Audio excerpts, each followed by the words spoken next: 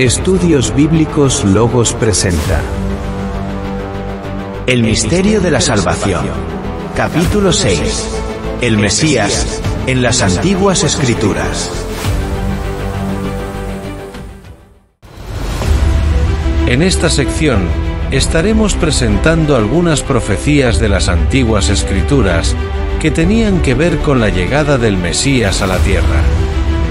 Todo para que se cumpliera lo dicho por el mismo Jesús, cuando dijo: «La ley y los profetas hablaron de mí».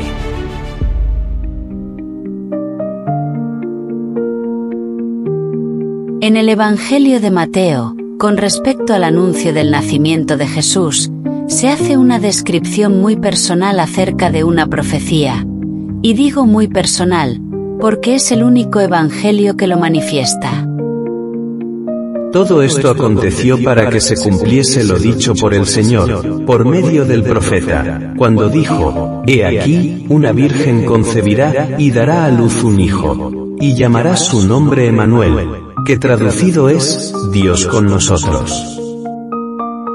El evangelista asegura que el nacimiento de Jesús de parte de una virgen era para que se cumpliera una profecía que databa de hacían aproximadamente 733 años, proveniente del libro de Isaías. Pero, ¿qué de cierto hay en todo ello? Si queremos saber si en verdad lo que decía Isaías era con respecto al nacimiento del Mesías, solo tenemos que volver un poco en el tiempo y tratar de enlazar una cosa con la otra.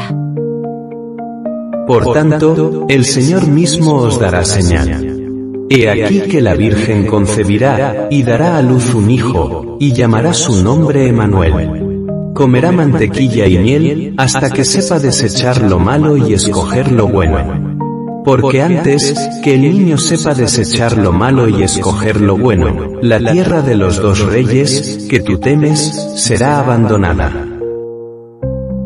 El nacimiento de Emmanuel fue una señal dada al rey Acaz, rey de Judá, en el año 736 a.C., cuando el reino de Judá estaba siendo asediada por una conspiración que había surgido entre el rey de Samaria, llamado Peca, y el rey de Siria, llamado Rezín. Por lo cual este rey había pedido la intervención del profeta Isaías para saber los designios de Jehová. En Isaías capítulo 7, versos del 3 al 9, el profeta le dice al rey Acaz que no se preocupe, que todo estaba bajo el control de Jehová. Pero Acaz se muestra algo escéptico a creer, por lo cual Isaías le induce a que le pida alguna señal a Jehová.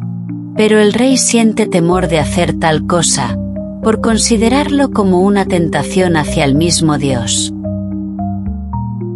Lo primero que debemos destacar es que el asunto era entre el rey Acaz y Jehová, e Isaías servía de intermediario, ya que era el profeta. Y al ver que Acaz se negaba a pedir la señal, el mismo Dios se ofreció a dársela, para que se sintiera seguro de su reino, como se describe en el libro de Isaías. De Isaías capítulo 7, del 14 al 16, debemos aclarar ciertos puntos para poder entender el verdadero significado de la profecía. Cuando Acaz se niega a pedir la señal a Jehová, Isaías, luego de ser un intermediario entre Dios y Acaz, pasa a ser parte de las señales. Porque ahora tenía que buscar una mujer virgen, que jamás hubiera estado con un hombre, acostarse con ella y embarazarla. Ese niño sería llamado Emmanuel, cuyo significado es Dios con nosotros. Y antes de que este niño cumpliera los 5 años, Rezín y Peca caerían en manos del gran monarca asirio, llamado Tiglat-Pileser.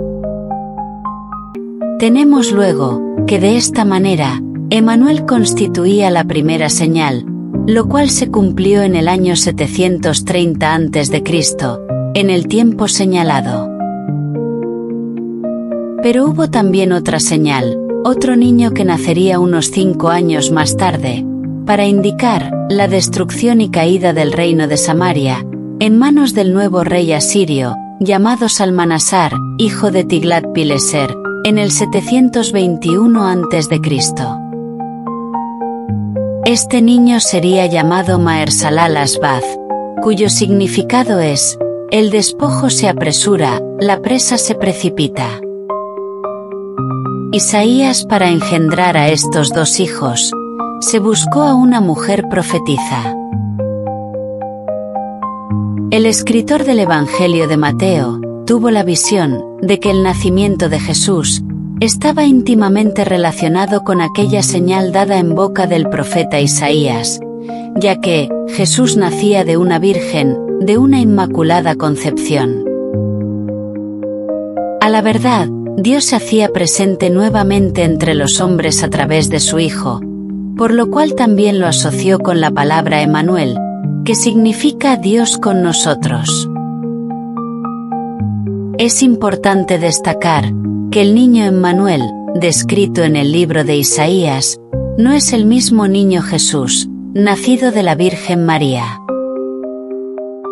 La diferencia es que aquel niño sí llevó por nombre propio Emmanuel, pero este niño, que ha nacido de la Virgen María, llevaría por nombre Yeshua, cuyo significado es: Él salvará. ¿Desde cuándo es anunciada la venida del Mesías? Vamos a ir haciendo un recorrido por la Biblia, señalando las profecías más importantes, que nos hablan acerca de la venida del Mesías. Existen algunos que aseguran que la profecía del advenimiento del Mesías comienza desde el mismo huerto del Edén, cuando Jehová le dice a la serpiente que pondría enemistad entre su simiente y la simiente de la mujer, descrito en el libro del Génesis, capítulo 3, verso 15. Esta creencia es muy predicada en las iglesias, y dicen que, en realidad, esta parte del relato del Génesis se refiere a la lucha entre el bien y el mal, es decir, entre la simiente de la mujer, la cual es Cristo, y la simiente de la serpiente, la cual es Satanás. En realidad, la profecía nada tiene que ver con esto, sino que se refiere a lo que sucederá a partir de ese momento, entre la relación del hombre y la serpiente común por generaciones. Dios maldijo a la serpiente, y dijo todo el mal que sobre ella recaería, y sabemos muy bien que Satanás no se anda arrastrando sobre su cuerpo ya que no tiene, tampoco lamiendo el polvo, y mucho menos mordiendo al hombre por el calcañar. Estas cosas, solo las hacen las serpientes por naturaleza, y lo que nos indica la profecía, es lo que actualmente conocemos como ofidiofobia, que significa temor a las serpientes. El grado de ofidiofobia es impresionante, ya que, por naturaleza, el hombre ya nace con este temor, y muy pocos aprenden con el tiempo a controlarlo, e inclusive, hasta crean lazos con las serpientes. Pero créanme, que el porcentaje es muy bajo, y sobre todo el de las mujeres. La manera más efectiva para matar a una serpiente, es cortando su cabeza, o aplastarla, para asegurarte de que muera del todo. De lo contrario, puedes correr el riesgo de ser mordido, ya que posee gran cantidad de terminales nerviosas en su parte encefálica, que le permite seguir atacando, aún después de quedar mal herida. En los tiempos de Abraham, había buenos varones de Dios que todavía vivían, tales como Sem, Arfaxad, Sala, Geber, Reu y Serug. Pero ya todos ellos estaban muy ancianos, y ya no les funcionaba el aparato reproductor. Así que Dios puso sus ojos sobre un hombre a quien consideraba su siervo fiel, quien para ese entonces contaba con 75 años, y su nombre era Abram, que luego sería cambiado por el de Abraham. Y haré de ti una nación grande, y te bendeciré, y engrandeceré tu nombre, y serás bendición. Bendeciré a los que te bendijeren, y a los que te maldijeren maldeciré, y serán benditas en ti todas las familias de la tierra. En este contexto están las dos grandes promesas hechas a Abraham, estando aún en Harán, en el año 1923 a.C. La primera promesa consistía en que de él saldría una gran nación, esto es, Israel. Y la segunda, que en él serían benditas todas las naciones de la tierra. Pero Dios no le explica bien el significado de esta última promesa en ese momento, por lo que Abraham solo se preocupó en tener hijos para poder darle forma a esa nación prometida. No fue sino hasta unos 40 años más tarde, cuando Dios le revela a su siervo el verdadero significado de la segunda promesa, porque era más importante que la primera.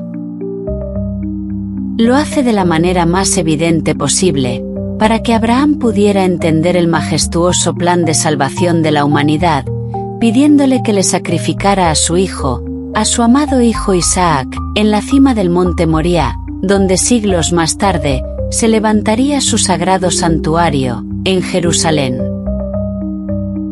Luego de que Abraham termina de sacrificar el carnero, le pregunta a Dios: ¿por qué me hiciste pasar por esto, sabiendo cuánto he amado a mi hijo Isaac? A lo cual Dios le respondió: lo he hecho con doble finalidad. La primera, para probar tu fe, para saber que eras realmente digno de una gran nación. Y en segundo lugar, para revelarte que esto mismo que estuviste a punto de hacer hoy, en esta montaña, es lo que haré en el tiempo determinado, y en este mismo lugar. Porque yo enviaré a mi propio Hijo, para que se sacrifique por los pecados de este mundo, y estando en la condición de hombre, se humillará a sí mismo, haciéndose obediente hasta la muerte, y muerte de cruz. Para destruir por medio de la muerte, al que tiene el imperio de la muerte, esto es, al diablo.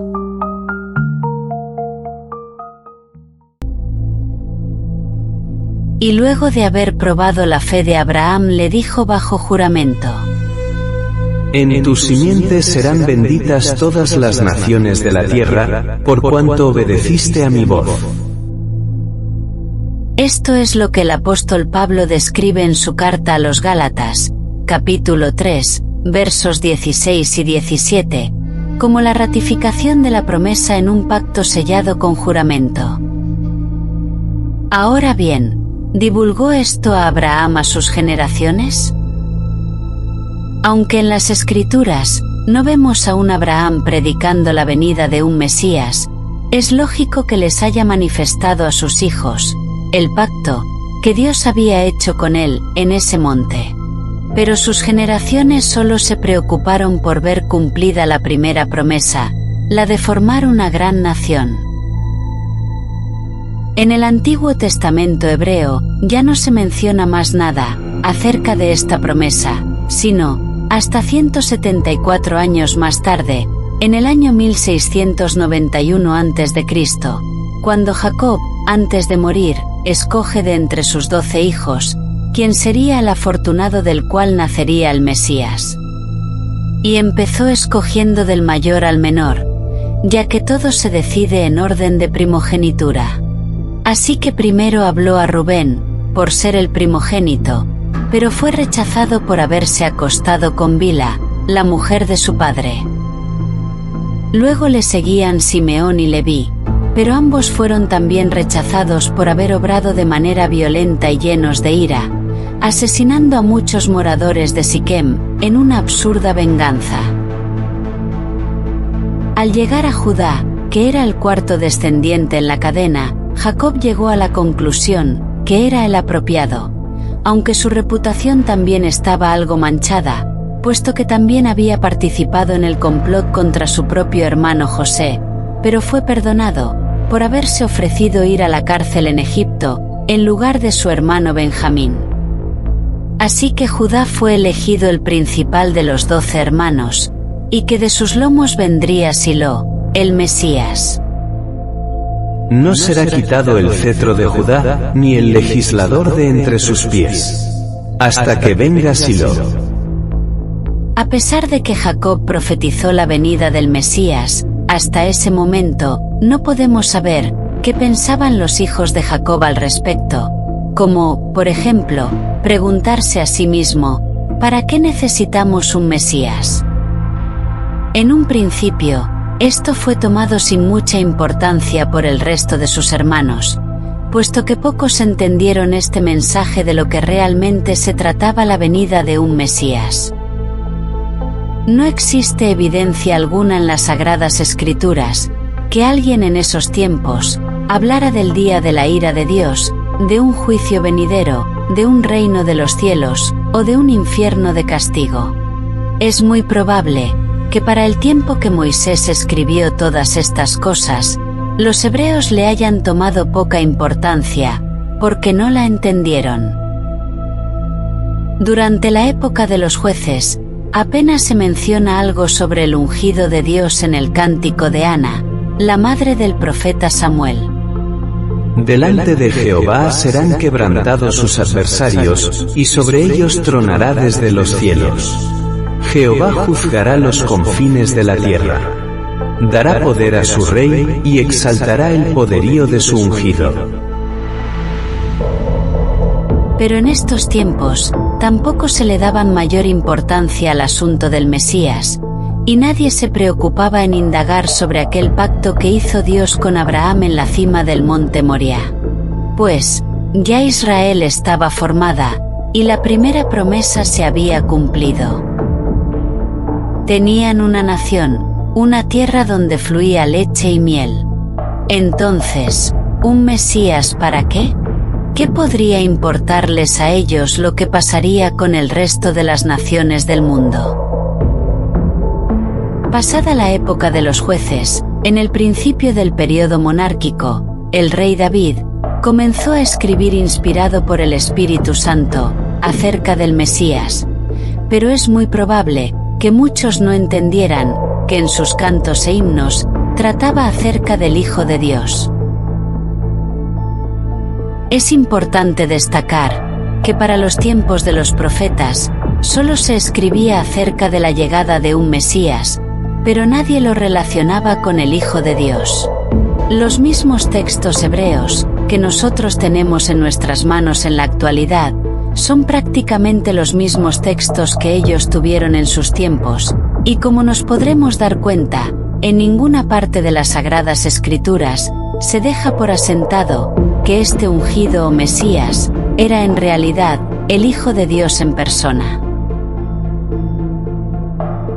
Nosotros en la actualidad somos capaces de entender todo con mucha claridad, porque tenemos la historia en nuestras manos, a nuestra disposición, y contamos con los Evangelios del Nuevo Pacto, que nos enseña acerca de la triple personalidad de Dios. Pero para ellos, Dios era uno solo e indivisible. En el tiempo de los reyes de Israel, Isaías profetiza acerca del advenimiento del ungido de Dios, dejándonos por escrito primeramente el lugar donde haría vida el Mesías venidero.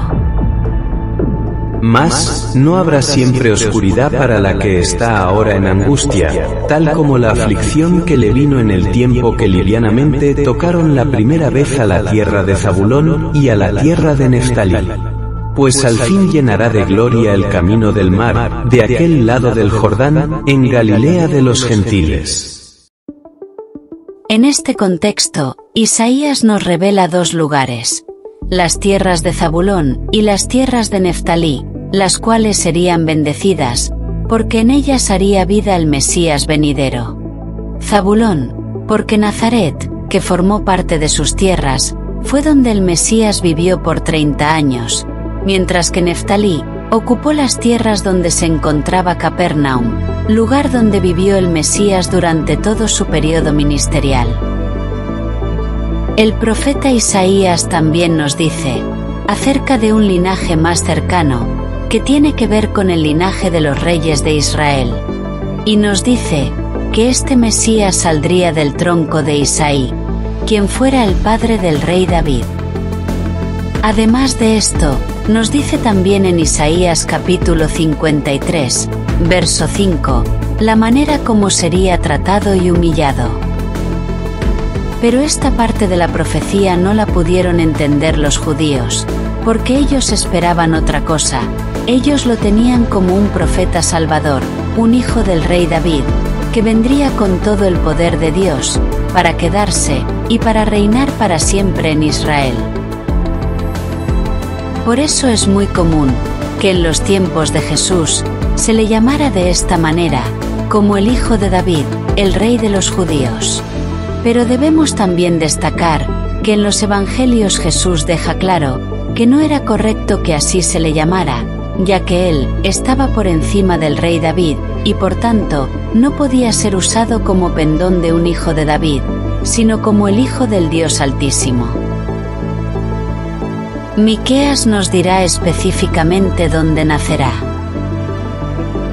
Pero tú, Belén Efrata, pequeña para estar entre las familias de Judá, de ti me saldrá el que será Señor en Israel. Y sus salidas son desde el principio, desde los días de la eternidad. Ya con esto, los judíos también sabían dónde habría de nacer el enviado de Dios, en Belén, tierra de Judá, que de hecho, cuando los magos llegan a Jerusalén preguntando por el rey que había de nacer, Herodes consultó a los principales sacerdotes y escribas del pueblo, y ellos respondieron según la profecía de Miqueas. Finalmente, será Daniel quien nos dará a conocer los tiempos de su venida, con su profecía de las 70 semanas.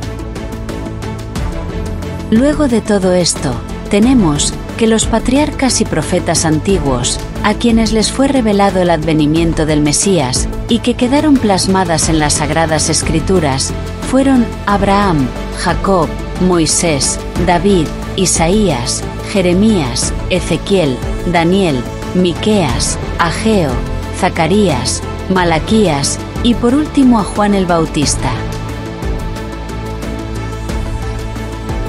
Como dato curioso, el apóstol Pedro nos dice que todos estos varones de Dios, que profetizaron acerca de esta gracia, destinada a todos los que creemos por la fe en el nombre de Jesús, diligentemente indagaron acerca de esta salvación, escudriñando qué persona y qué tiempo indicaba el Espíritu de Cristo que estaba en ellos.